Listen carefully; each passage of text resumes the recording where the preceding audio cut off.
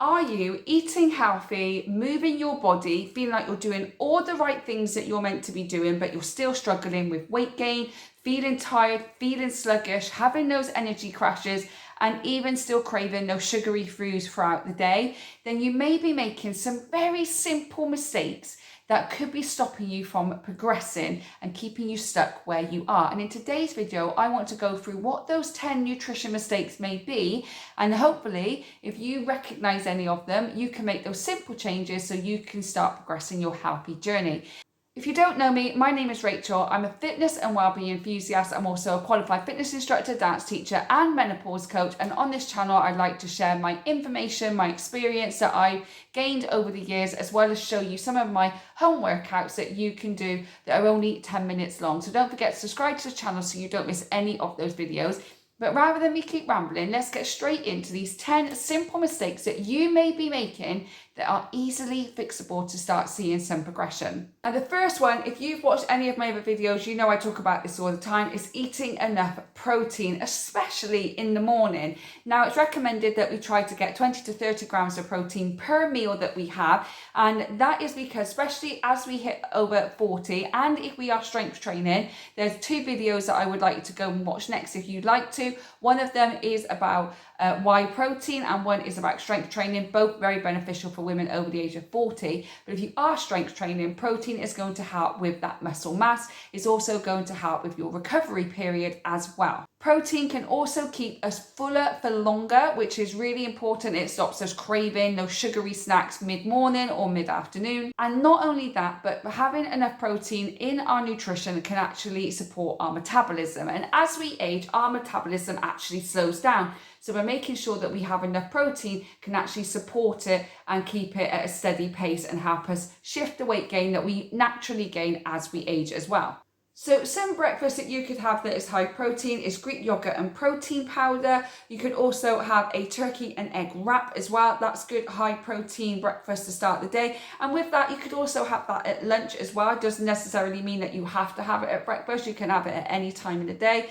A lot of people like and dislike cottage cheese, but if you add cottage cheese to egg muffins and you add it into pancakes, you won't taste it as much. And cottage cheese is a great source of high protein. So if you do like cottage cheese or you want to try and hide it into something else, I highly suggest using cottage cheese in your nutrition as well, because it is high in protein. You could also have overnight oats by adding in some protein powder. And other than breakfast, adding in more meat, poultry, fish, all of those foods are going to be very high in protein. You could have tempeh on tofu and lentils if you are vegan or vegetarian, and you get in a good source of protein in your diet. But having a high protein diet, adding more protein into every single meal, is going to help you stay satiated for longer, stop the sugar cravings, help your metabolism, and help with your muscle growth as well.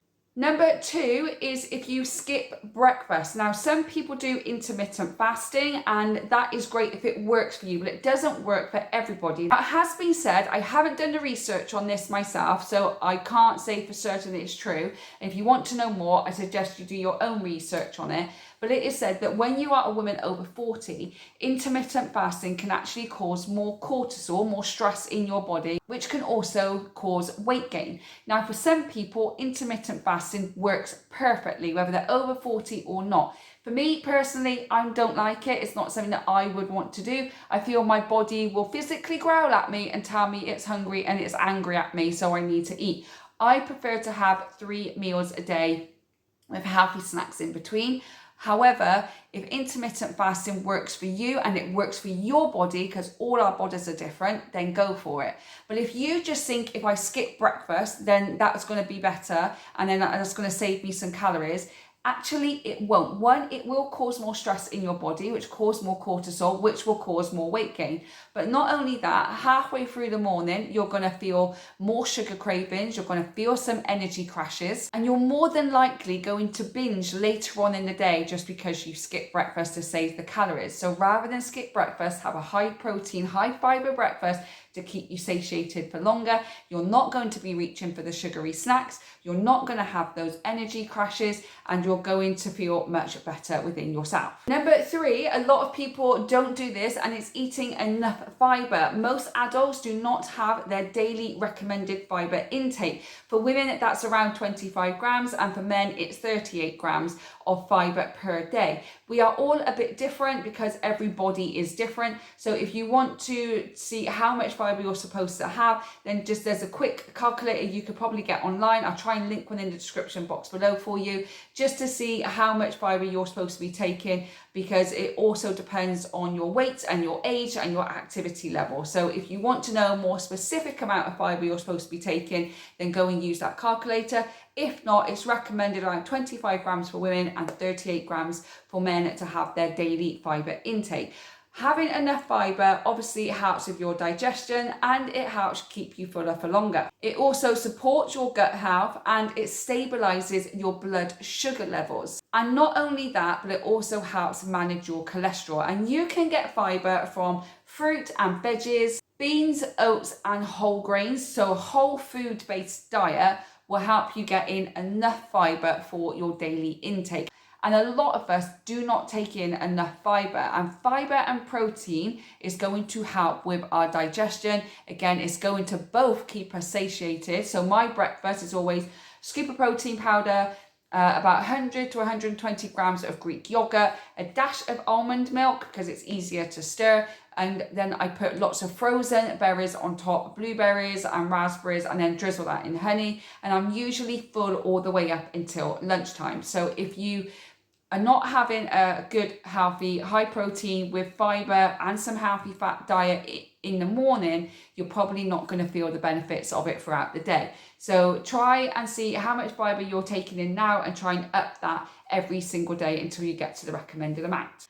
Number 4 is drinking your calories. It is so easy to drink our calories, and then we still feel hungry because we haven't actually eaten anything.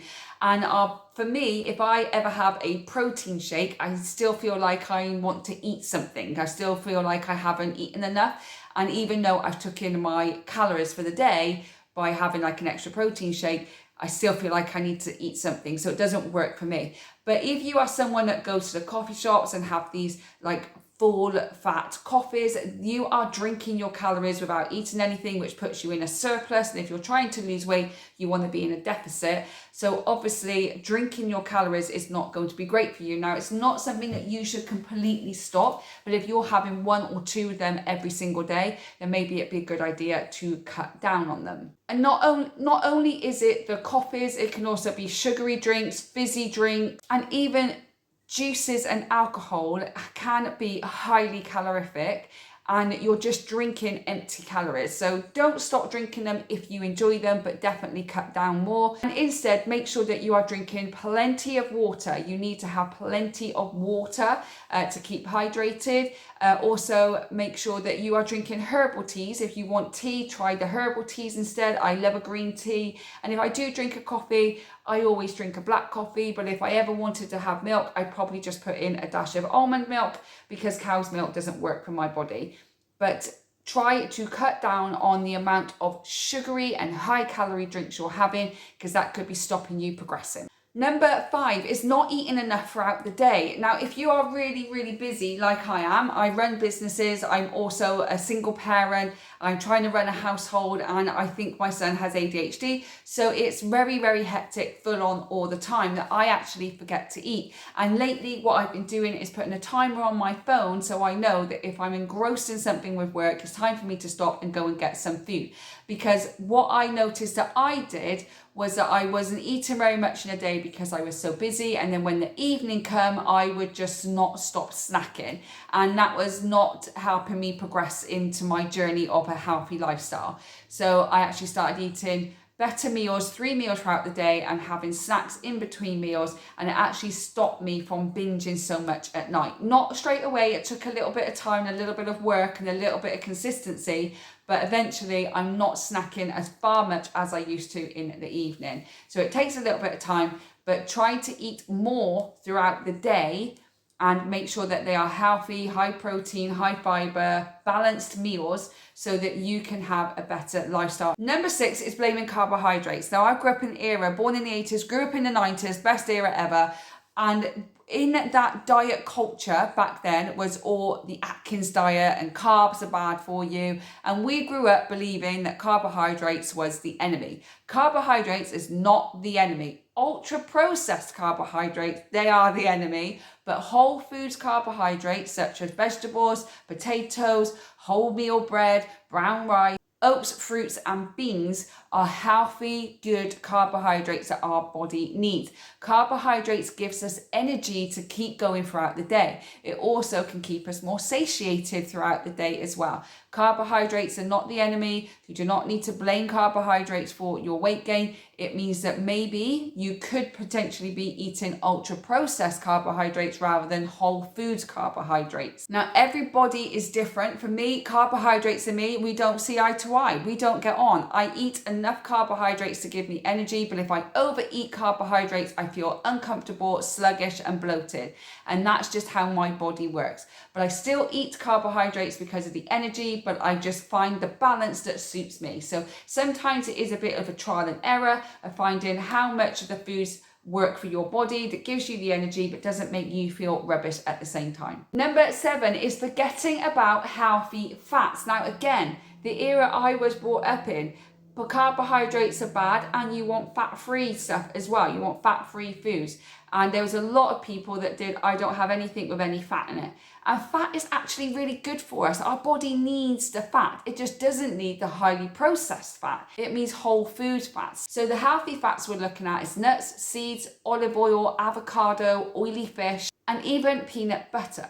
And all these things are good for our hormone health, our brain health, our heart health, and it can help us feel more satisfied. Now, the only thing is, with healthy fats, even though they are extremely good for us, they are also highly calorific, but they are so easy to eat because they taste so good. So if you are going to have healthy fats in your diet, which I recommend to have a small amount, it needs to be a small amount per day so that you are having enough healthy fats to help with your body and your hormone, your heart health, your brain health, and keep you satisfied, but you're not over consuming it and adding in those extra calories, which leads to weight gain. So making sure you're only having a small amount per day. Number 8 is relying on ultra-processed convenience food. Now, if you are getting up late and you're rushing out of work, it's easy to go and get a meal deal from the supermarket. And a lot of those meal deals are highly processed food. And even though you think it's a healthy sandwich, there's a lot of like mayonnaise or dressing in that sandwich that is causing more weight gain. However, if you a little bit more organized, which is hard if you're busy, I'm a busy mum also, but trying to meal prep every single day for the next day is also really helpful. Now, how I do it, when I'm making breakfast in the morning, I'm also making my lunch. And then when I'm making dinner that evening, I'm making my breakfast for the next morning. So I'm always making 2 meals when I'm cooking. And therefore, I'm always ahead of the game a little bit. And then when next morning, when I'm getting ready for doing the last little bits of breakfast, I'm making lunch again. So that I've always got it there. And then therefore, I don't have to go to the supermarket and I don't have to buy the meal deals or quick convenience food. We could also be going to get a sausage roll or a pasty or something because we haven't prepped our meal the night before. It can be a bit of a pain. You may feel that you've not got time, but if you try and incorporate it into when you're cooking your dinners or your breakfast and you're trying to make everything else along with it, it doesn't feel so bad. You're just cooking extra meals. And if you're in the kitchen anyway and you've got all the cleaning up, you might as well just do it all in one go. You try and make some simple meals and try and food prep every single day for the next day. You're going to start seeing progress rather than keep relying on those convenience food. But also you will save money too, because you're not going to be buying all the sausage rolls and the crisps and the chips and everything else. It's still okay to treat yourself once or twice a week, but if you're doing it every day, it's going to have an effect on your bank balance and it's not going to make you feel good either. So stop relying on convenience food and start trying to meal prep where you can. If you'd like me to do another video on how to meal prep on a budget and meal prep with time and convenience as a single mum and a busy mum myself, let me know and I will do that video for you in the next few weeks. Number 9 is following any new diet trend that comes out. There's always a new diet trend. There's always something that comes out every few months. It's like, oh, try this diet, or this celebrities did this diet, and everyone jumps on that bandwagon and they try this new diet. And after a while, it's not sustainable and you end up just gaining the weight back. And this could be something like a no carb diet or fat-free diet or detox teas or fasting or whatever the next trend is. Now, for me personally, I always feel that the best way forward is to do a very basic, simple diet. Go back to basics. A healthy, balanced diet of protein, healthy fats, carbohydrates, and plenty of fruit and vegetables. It's going to help you feel better. It's going to help keep you fuller for longer, and it's going to give your body everything that it needs. And it may take a little bit longer to get there. Like these fad diets, you can get there really quickly, but it may take you a little bit longer. But if you go back to the basics, it's more sustainable, and wherever people are going to gain the weight when they come off that diet, you're more than likely going to keep the weight off and maintain a good, healthy body and a healthy, balanced diet and a healthy, balanced body, because you've took your time, you've had the patience, and you've just gone back to basics. And that's the easiest thing to do. Don't follow no trend. Do a very basic diet. Make sure you have 80 to 90% of whole foods diet and 10 to 20% of fun foods, because we still need to enjoy life and we still need to have the cakes and the cookies now and again, just not all the time. And number 10 is stop expecting perfection. If you go out for a meal for someone's birthday, if you have a cupcake at work, if you have a slice of pizza with your kids, it doesn't mean that you failed. It means that you are a normal human being and you are not going to ruin all your progress just by enjoying life with the people you love the most. As long as you are mostly consistent with your whole foods diet and making sure that you are having your fun foods and you're enjoying life and making memories, that's all that matters. Eating healthy isn't about it being perfect. Eating healthy is about enjoying life and having that piece of birthday cake and having that slice of pizza, but also making sure that your next meal, that you've got a healthy, balanced diet as well. Don't think that you have to be perfect and on it and deprive yourself of everything. So make sure that you are enjoying life still. Don't worry if you have a cupcake at work. Don't worry if you go out and have an ice cream with your child at the park.